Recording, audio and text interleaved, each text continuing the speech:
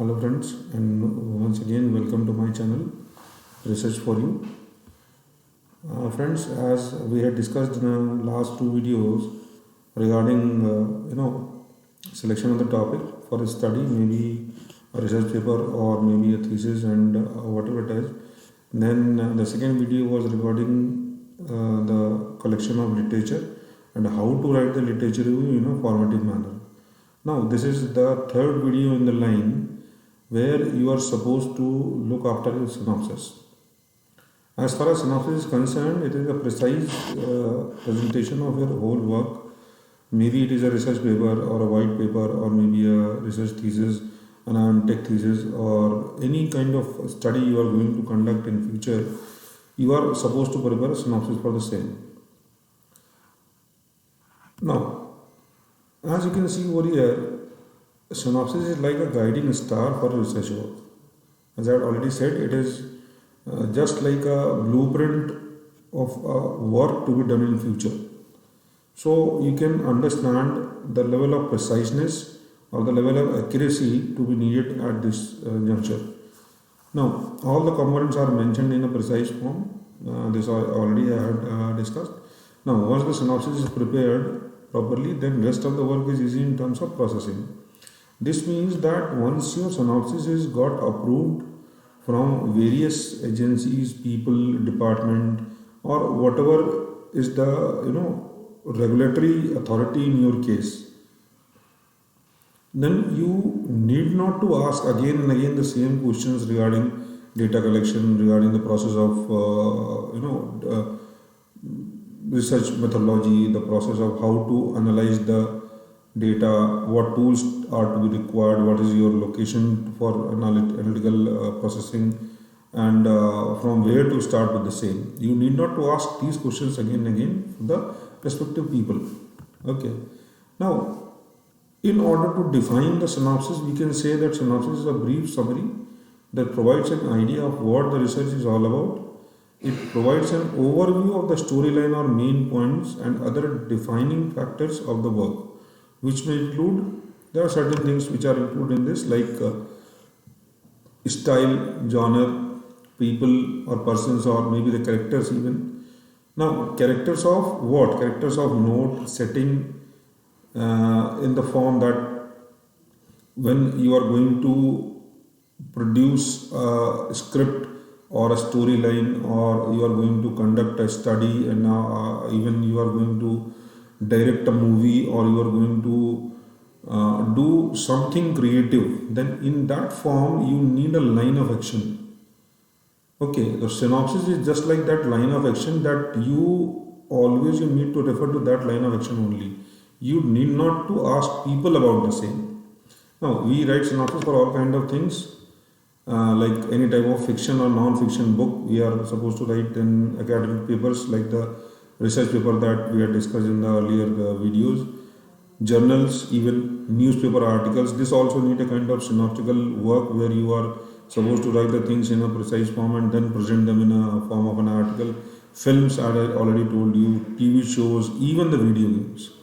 So synopsis is not only confined to the research work itself. It is related to any kind of creative work you are going to do in future. Now, synopsis is like a guiding star or a blueprint of your work to be done in future, and it depends the success of a work. This kind of creative work, it depends upon the accuracy or the preciseness of a synopsis that you had made in the earlier time period. Okay. Now, coming again to the basics, there are 3-4 points which need to be get very clear in the mind, that you should keep the clarity in mind regarding your original idea of study, that what idea you are working upon, then minimize the quotient of confusion related to research process, objectives, hypotheses, and other related things which are to be done in future.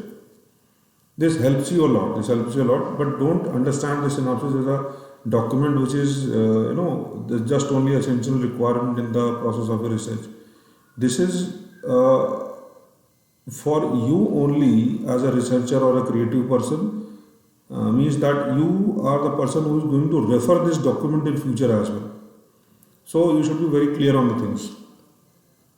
Now, get it approved from your guide and all the related agencies in the process, like your research department, professors, and even by yourself. You read the synopsis again and again and again, and you come to a conclusion finally that yes, now it is completed. There is nothing to be added in the same, and now I am able to follow this in the process of my study or the creativity I am going to do or conduct in near future. Then finally, be very specific on the very idea of the study. Specification to the level where you had already identified your idea of study, population of study, location of study, and tools of study. Okay, this specification should be on this level itself. Okay, now this is the tentative format. This may vary according to the university you are engaged in or the agency you are engaged in. This format may differ from agency to agency, person to person, and even affiliation to affiliation. This depends. This format is not final format; it is a tentative format. But most of the things are related to these aspects only. First thing, introduction, then literature review, research gap, research methodology, statement of the problem, scope of the study, limitation of the study, chapter scheme, and finally the references. Now we will take up one by one all these 9 aspects and get the detail of the same. Very precise. I will try to get the very precise form of these 9 components.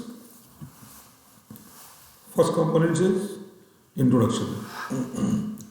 Now introduction is a very basic level of explanation which is to be given in the first instance.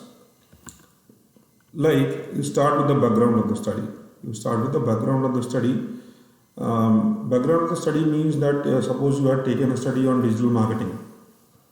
The topic of study is digital marketing. Now you have to give a 2, 3, 4 paragraphs on digital marketing, that how it has started, why it has started, what are the basic components to be added or are being added in the past, and what developments are being done in the last 5 to 10 years or so. So both the points, first and second points, need around 10 to 15 or 20 references on the past studies. You have to, why the references are being taken to justify your explanation, what you have written in the introduction form. Now, third point, discuss the current scenario topic with the help of current studies. Current study means that not the studies which are being done in the last, 6 months, 3 months, or 1 year period. Current study means at least the 5 years period of time. What advances are being done in this area of study in the last 5 years. This means the current scenario. Then finally you are supposed to give the relationship with your own topic. Okay, now you had concerned the topic of digital marketing in the form or a particular, you had taken a particular service, or you had taken a particular product, or you had taken a particular industry. What role and reference is being governed from the side of digital marketing? That you have to relate with your own topic, that yes, this is the relationship between the advances in the digital marketing and my own topic. So you have to give that also. Now, second is literature review. Literature review, I had given a very detailed explanation in my last video, both in Hindi and English, where you can see and learn how to identify the literatures and how to present them in a concise form in a document. Okay, but then again, here we will discuss in a short form. Literature review in the synopsis, basically in the synopsis, need to take minimum 30, 40 or minimum 25 to 30 reviews. 25 to 30 is it is not the benchmark, but minimum this numbers are required. Okay, now this can be related to your journal articles, magazines, reports on government and private agencies, people who have done the work on the same topic in the past, even some of the published theses, even references from some of the white papers as well. So you can take the reference from anywhere, but that has to be justified in your in the bibliography which you are supposed to give in the last. Now, how to write it? You have to put a chronological manner in while writing a literature review. This means that you have to put the recent articles or journals in the first chronology, and then you need to come across the same in the previous ones. Okay, like you had started 2022 or 23 or 24, whatever the year you are working in, and then you move on to the previous years, maybe like you had started in 2022. Started with first references from 2022. First four references are from there, then next are from 2020, 18, 2019, 15, 14, 10, whatever the sequence is like that. You have to move accordingly. Now, consider only last 10, 15 years depending on the topic. Unless and until you had not taken a methodological or a religious topic, or maybe some social issue, or maybe some of the orthodox topic that you had taken. Other than that, you have to concise your reviews to the last 10 to 15 years, 15 years only, maximum 15 years max. That's it. Not more than that, because in the present scenario, by the virtue of advances in the information technology and other related things, the conceptual chronology is changing in such a fast manner that you cannot present it in the time period of 20, 25, 30 years. In the last 15 years only, so many advances are being done that they cannot be put in a single document. So you have to just put a glimpse of the same in a particular format. Okay. So 10, 15 years are maximum. Okay. But okay, then when you have taken any arts topic or humanities topic or social issue or maybe some other burning issue in the society, then you have to take last from just the stage where it was started. Okay, like topics like women liberalization. Now, women liberalization has started in the time period of Raja Ram Mohan Roy. So who was Raja Ram Mohan Roy and what are the advances given at that time? Suppose you have taken the topic of Panchayati Raj.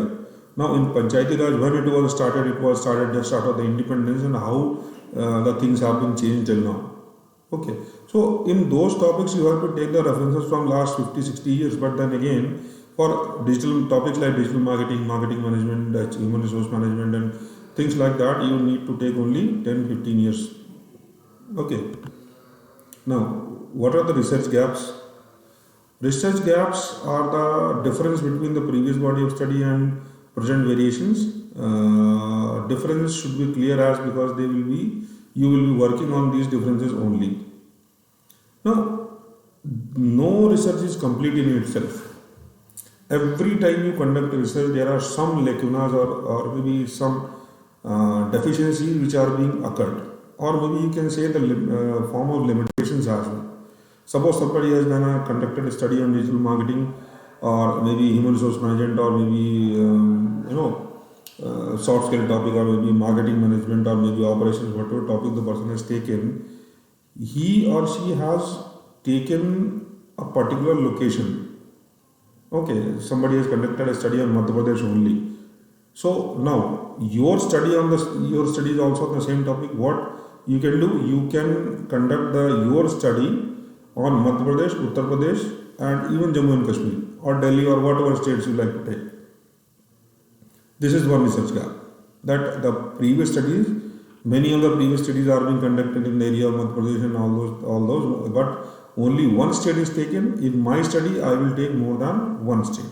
This is one gap. This can be one gap. Okay, now somebody has considered only female respondents. Okay, now in your study you are going to consider male, female, children, old people, and whatever the demographics you have taken. So this is a gap. Now on the third level you can consider the income differentiation, that people who had conducted the study in the past, they had taken only the income group of maybe 1 lakh to 5 lakh only. Now in your study you are going to take 5 lakh and beyond.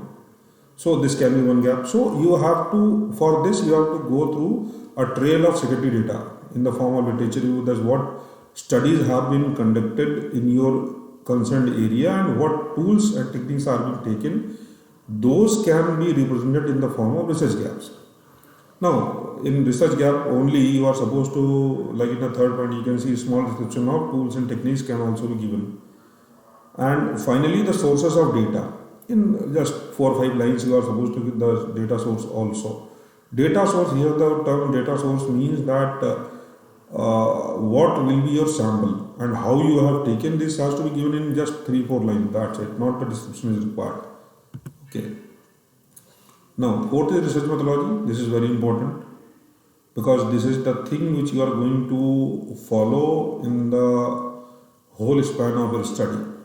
This is like a blueprint of your study as such. How and why you are going to conduct it. Okay.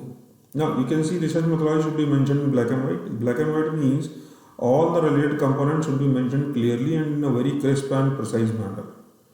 But while you are writing a synopsis, so much detail is not required.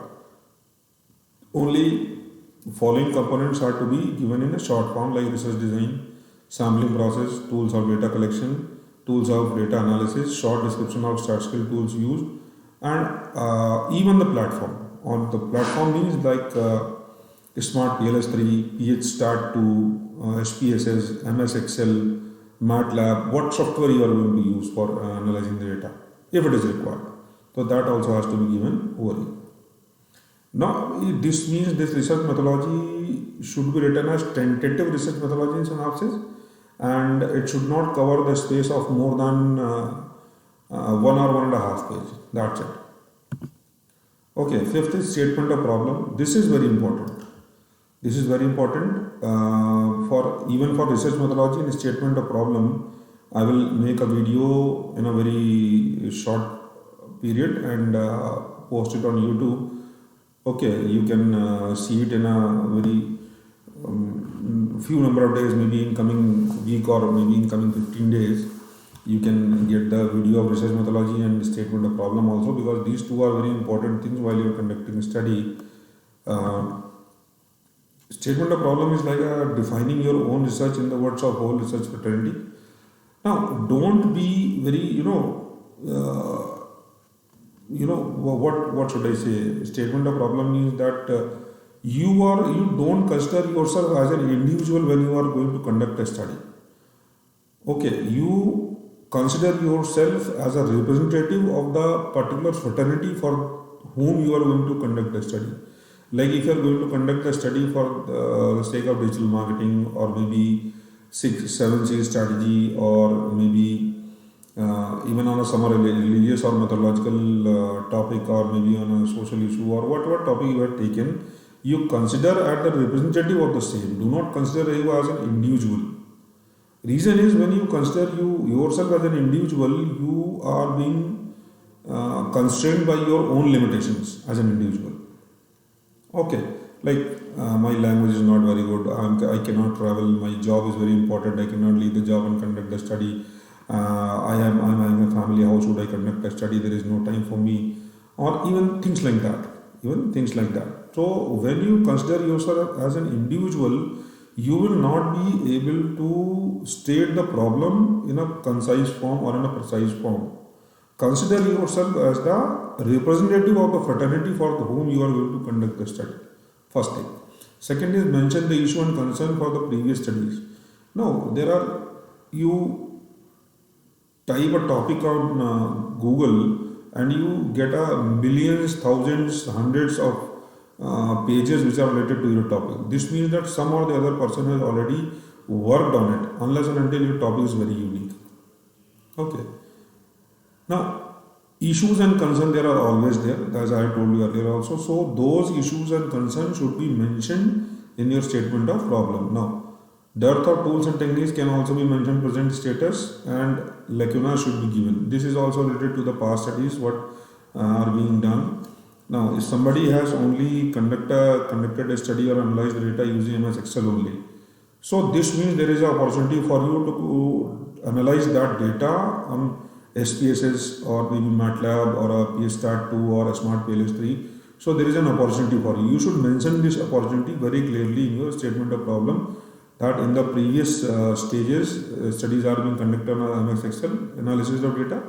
I am going to conduct the same analysis on MATLAB or SPSS. Okay, total space cover should not be more than 1 to 1.5 pages for a statement of problem. This should not be very, detailed form. Okay. Now, coming to the scope of study, only short description is required for this. Scope of study means what? Scope of study means that who are the stakeholders who will be get affected or affected or entertained or collectively benefited by your study. That is the scope. Scope is like blinding the work limitation of a study. First thing, fix the domain flexibility of the study. Third is state the area operational clearly. Focus in geographical area and timeline of study. Then state the effect of all state, national and international level. This should be cover only half page or more than 3/4 page of study. That who are the stakeholders? First thing you have to keep in mind. Second thing is what broad benefit you will provide to those stakeholders. Second thing. Third thing is what is the geographical operational area of the study. Okay, this has to be given in the scope. Now limitation. I will again say that you should not write any negative points in this. Okay, the basic constraint or the general constraint for which a person is getting affected, like your geographical reach. First thing. Okay, time lapse is a second thing. Okay, that you are somebody or anybody or somebody who is conducting a study is always short of time. There is a shortage of time always. So that can be a constraint, like in the previous time. Environmental constraints are there, like in the previous 2 years, 2020 and 21, there was COVID-19 spread all over the world. So that can be a constraint for the people who have conducted their study in that time period. Okay. So this can also be given, environmental constraint, time constraint already given. Now state only 4 or 5 limitations in all. Do not write too many limitations that okay, I'm having my kids, so I do not have time to reach people. I'm a female, so I cannot go out of my house to collect the data.